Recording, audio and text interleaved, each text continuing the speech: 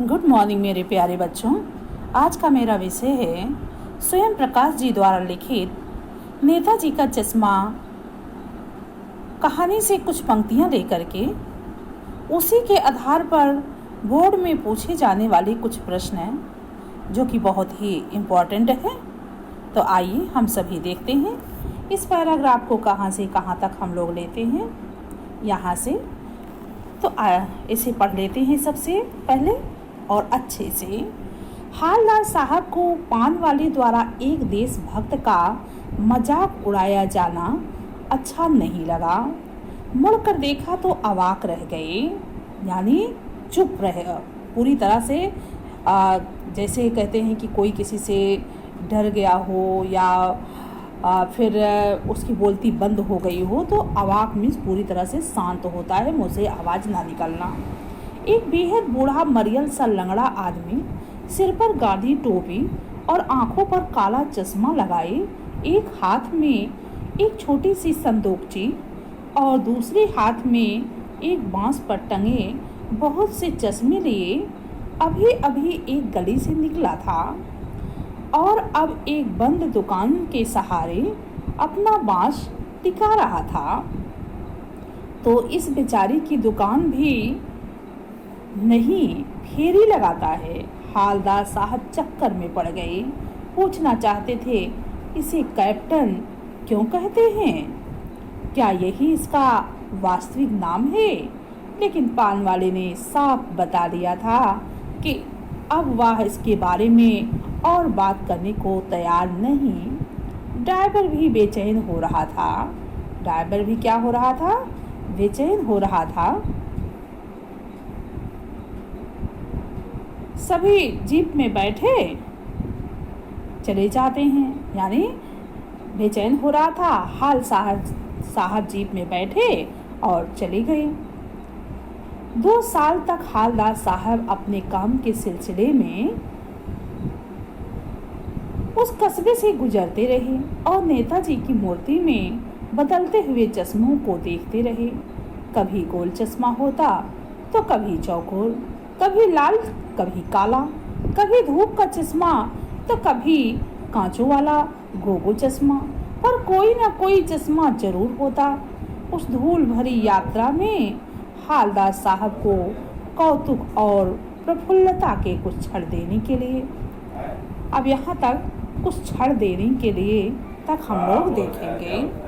आगे है बच्चों, प्रश्न इसी में से पूछते हैं, हालदार साहब को कौन सी बात बुरी लगी थी? तो आप सभी जानते हैं कौन सी बात बुरी लगी थी। जरा आंसर बताइए हमें, कौन सी बात बुरी लगी थी? तो यहाँ पैराग्राफ यहाँ से शुरू हुआ है हमारा, देख लीजिए कौन सी बात बुरी लगी। तो हालदार साहब को पान वाले द्वारा एक देशभक्त का मजाक उड़ाया जाना अच्छा नहीं लगा था, यानी वो बहुत बुरा लगा था। पान वाले ने चश्मे वाले की भावना का सम्मान करने के बजाय उसे लंगड़ा और पागल कहा था। एक देशभक्त का ऐसा अपमान हालदार साहब को कचोट गया था, यानी उन्हें बहुत दुख पहुंचाया था। अगला प्रश्न है बच्चों, क्या है प्रश्न? हालदार साहब क्या देखकर हैरान रह गए थे? तो आप सभी जानते हैं, एक बेहद बूढ़ा मरियल सा लंगड़ा आदमी सिर पर गाढ़ी टोपी लगाए आ रहा था, यही देखकर हैरान रह गए थे। तो आंसर पूरा जानते हैं हम लोग। हालदार ने कल्पना की थी कि सुभाष चंद्र बोस की मूर्ति पर चश्मा लगाने वाला कैप्टन कोई लंबा तगड़ा फौजी होगा, उसकी कोई छोटी मोटी दुकान होगी, परंतु उसने देखा कि कैप्टन नाम का चश्मे वाला शरीर से बिल्कुल मरियल और लंगड़ा था। उसके सिर पर गाढ़ी टोपी और आंख पर काला चश्मा था।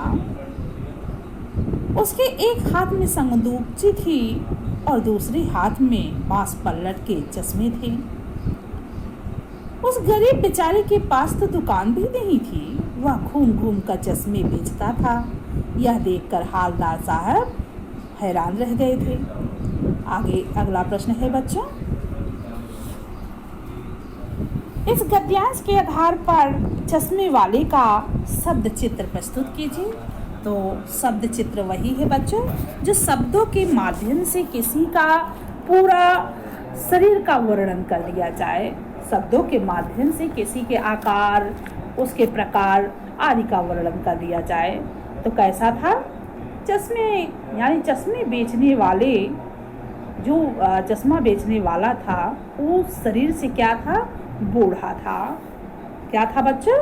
शरीर से बेहद बूढ़ा था और मरियल सा था। ठीक है, बूढ़ा था, मरियल और लंगड़ा था। वह गांधी टोपी लगाए रहता और आंखों पर काला चश्मा पहनता है। उसके एक हाथ में छोटी सी संदूकची रहती है जिसमें चश्मे होते हैं। उसके दूसरे हाथ में एक बांस रहता है जिस पर अनेक प्रकार के चश्मे लटके रहते हैं। वह गली गली जा करके चश्मे बेचता है। इसे कहते हैं शब्द चित्र बच्चों। शब्दों के माध्यम से किसी का पूरा परिचय दे देना। अगला प्रश्न है बच्चों, चश्मे वाले के व्यवसाय और उसकी दशा का वर्णन कीजिए। उसका व्यवसाय क्या था? आप जानते ही हैं, यानी काम कौन सा करता था? तो समझ लीजिए, चश्मे वाला बहुत गरीब आदमी था। क्या था? बहुत गरीब आदमी था।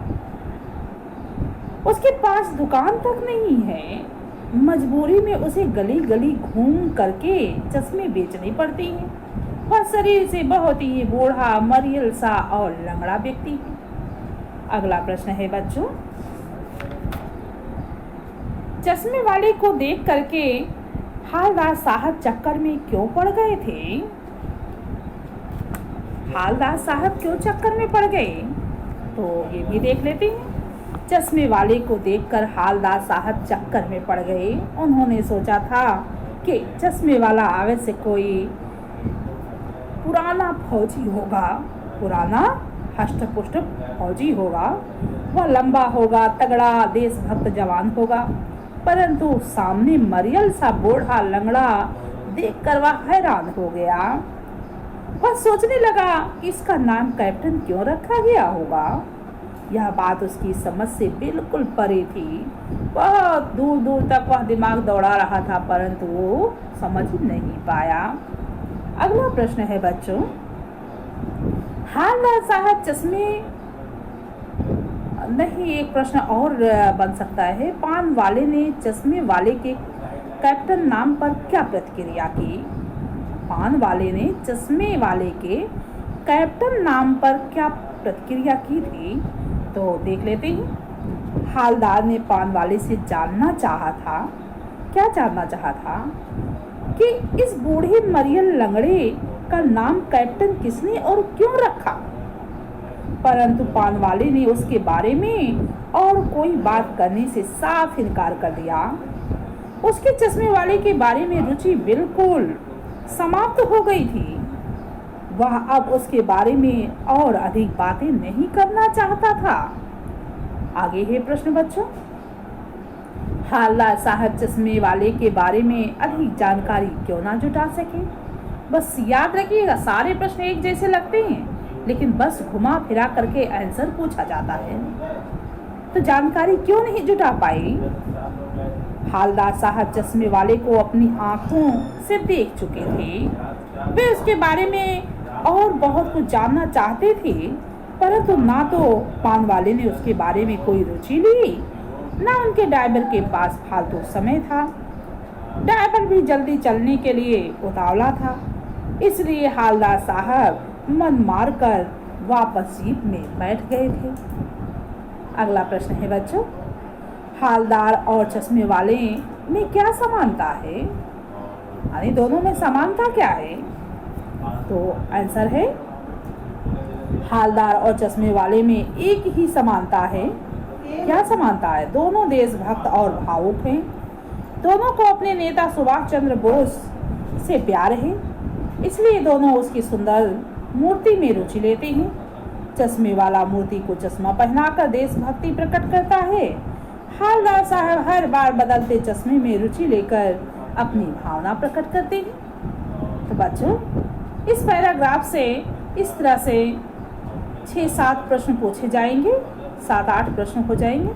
तो जिसमें से 5 प्रश्न पूछा जा सकता है, यानी पूरा ये हालदार साहब चैप्टर ही इम्पॉर्टेंट है। गद्य में पूरे 2 चैप्टर इम्पॉर्टेंट है। पहला तो आपका हालदार साहब है, तो आप इस पढ़ते रहिए, सुनते रहिए। आपके पेपर से पहले मैं सारी वीडियो डाल दूंगी और आप उसे याद करिए। याद करने से ज़्यादा इम्पॉर्टेंट हमारे लिए है, याद तो कीजिए ही कीजिए, परंतु अपनी राइटिंग पर भी ध्यान दीजिए। किसी दिन मैं टॉपर बच्चों की कॉपी लेकर आऊँगी, उनकी लिखी हुई कॉपी कि वो कितना सुंदर लिखते हैं, तब जा कर के टॉप करती हैं। तो इसके लिए आप इंतज़ार कीजिए, तब तक के लिए सुनते रहिए, याद कीजिए और अपनी राइटिंग पर जरूर ध्यान दीजिए। धन्यवाद।